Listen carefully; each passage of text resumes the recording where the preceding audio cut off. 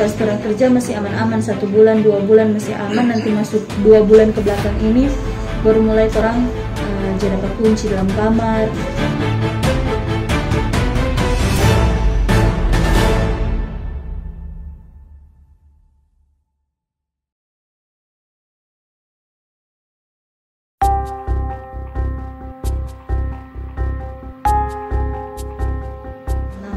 Kan orang kerja di lalu pas sementara 2 bulan pas nongkrong di di teras, ada ini ibu nih Tejana datang itu mau ada cari orang, ada kasih tawaran kerja. Cuma pertama dia bilang di Ambon. Lalu dia bilang kalau misalnya orang mau percaya dengan dia, nanti mau kasih ketemu dengan DP bos besar.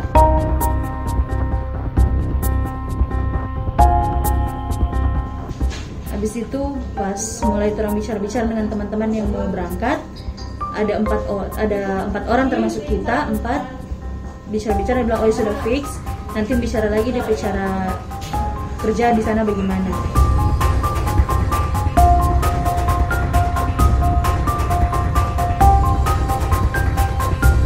Akhirnya bercerita 1 malam orang mau dapat dengan DP bos besar dengan Misyana ini. Lalu dia bercerita, dia bilang kalau selama di sana kerja boleh 1 bulan. Jadi habis hutang kerja 1 bulan boleh pulang. Lalu bilang di sana kerja di Ambon. Lalu dia bilang juga tidak ada kontrak. Dia bilang tidak ada kontrak. Habis itu mulai dari situ orang tanya DP kerja bagaimana, dia bilang cara kerja cuma jadi ladies dengan anak itu. Jadi orang 4 bilang oh iya kerja setuju, tapi dengan persetujuan cuma 1 bulan di situ. Dia bilang oh iya karena tidak ada kontrak.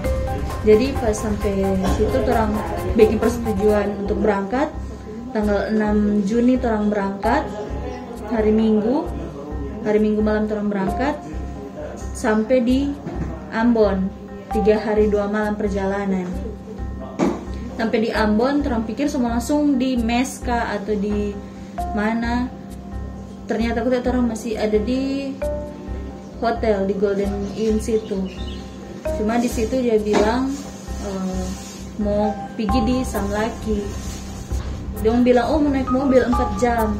Lah tanya lagi ini mau kemana? Ternyata dia bilang di Larat. Jadi persetujuan dengan yang orang tahu cuma di Ambon, akhirnya pindah ke Samlaki, akhirnya sampai Samlaki pindah ulang ke Larat.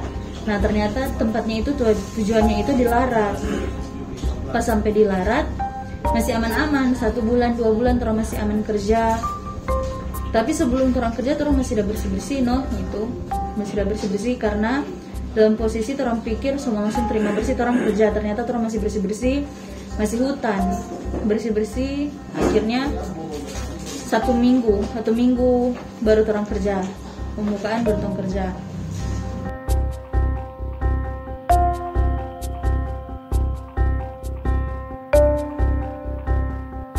Baru pas orang kerja masih aman-aman, 1 bulan 2 bulan masih aman, nanti masuk 2 bulan ke belakang ini baru mulai orang jadi dapat kunci dalam kamar, dapat paksa kerja. Jadi kalau orang sakit terus orang izin, bos nggak izinkan orang untuk mau istirahat, yang ada dia paksa kerja. Cuma kalau orang nak mau kerja, dia kunci orang dalam kamar.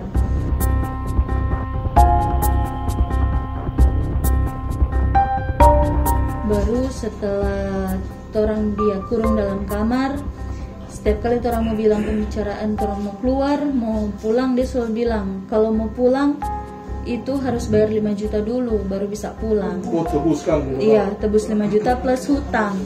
Jadi kalau mau bilang-bilang sekitar ada 10 jutaan lebih baru baru bisa pulang. Tapi setelah itu orang bicara, orang bilang selama 5 bulan orang kerja nak pernah orang ambil gaji awal tuh gaji tetap orang nak pernah ambil. Jadi kalau mau pikir nak mungkin sampai 10 juta lebih, pasti cuma ya kalau bilang 2 juta 3 juta ada. Tapi dia selalu kayak tambah-tambah di charge kah atau di, jadi setiap kali keluar ada charge 500.000, jadi dia banyak di situ. Jadi pas itu Dia juga pokoknya kalau nggak mau layani tamu dia kunci dalam kamar. Hampir juga dia kekerasan, cuma orang selalu ada pembelaan diri sendiri. Jadi setelah itu akhirnya kita renta teman, karena si satu dua tuh nado di situ, kita renta teman memutuskan mau lari untuk supaya nggak ada tekanan di situ. Karena tuh lama-lama di situ tekanan begitu, sudah Damai mau kerja di situ, karena sedangkan makan saya satu hari cuma kolak pisang atau nggak cuma dapat bikin nasi kung lauk orang beli di luar. Terus lain kali cuma bubur satu hari, jadi makan nggak teratur.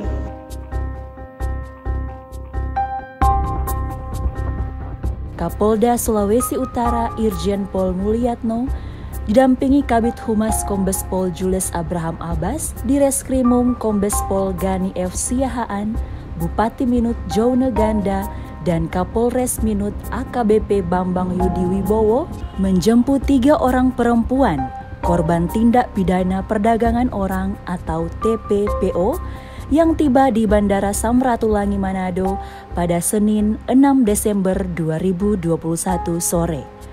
Kapolda Sulut Irjen Pol Mulyatno mengatakan sangat bersyukur para korban ini bisa kembali lagi ke Manado dengan selamat. Menurutnya, ini adalah kasus kemanusiaan di mana orang diperdagangkan, dieksploitasi, sehingga Polda sangat berempati terutama bagi keluarga korban. Gini ya, ini sebetulnya menimpa saudara kita ini kasus kemanusiaan, di mana orang diperdagangkan, kemudian dieksploitasi, sehingga kami merasakan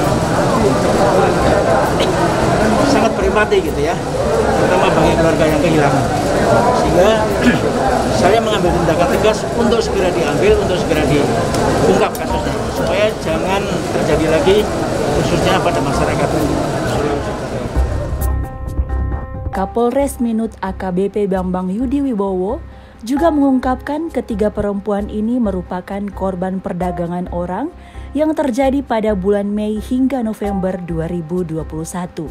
Mereka dijanjikan pekerjaan. Nah, kemudian setelah dijanjikan pekerjaan, kemudian mereka dibiayai untuk bekerja di wilayah Sombaki. Nah, kemudian dari sana ternyata pekerjaan tidak sesuai dengan yang dijanjikan. Demikian. Pak, berapa tersangka semua, Pak? Sementara masih dalam penyelidikan. Oke, siap.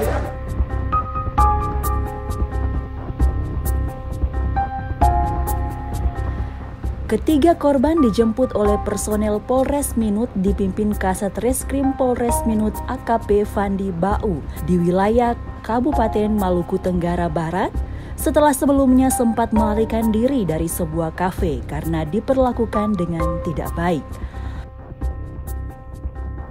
Pemerintah Kabupaten Minahasa Utara Bupati Joune Ganda sangat mengapresiasi kinerja jajaran kepolisian dalam mengungkap kasus ini. Dihimbau agar warga berhati-hati, jangan gampang terpengaruh dengan iming-iming pekerjaan yang belum jelas. Pertama-tama saya atas nama pemerintah Kabupaten Minahasa Utara beserta seluruh masyarakat Kabupaten Minahasa Utara menyampaikan apresiasi yang luar biasa buat kepolisian, Polda Sulut dan Polres Minahasa Utara yang cepat bergerak atas laporan masyarakat.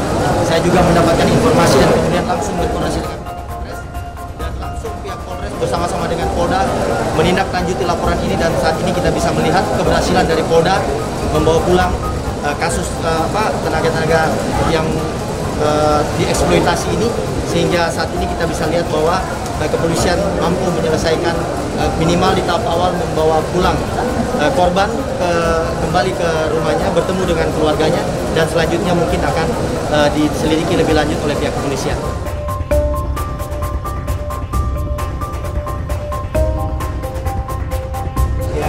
Polda Sulawesi Utara mengimbau pada saudara-saudara kita semua yang ada di wilayah Sulawesi Utara ini agar berhati-hati ketika menerima iming-iming apakah lapangan pekerjaan ataukah mungkin pekerja yang enak dengan gaji yang fantastis ataupun gaji yang tinggi, ini agar lebih berhati-hati. Karena sebenarnya pekerjaan, kalau setiap manusia mencari pekerjaan itu dimanapun ada gitu, tidak harus jauh-jauh ya. Kemudian mudah-mudahan dengan peristiwa ini menjadi pembelajaran buat masyarakat agar tidak mudah tergiur oleh iming-iming atau ajakan yang dari orang-orang tidak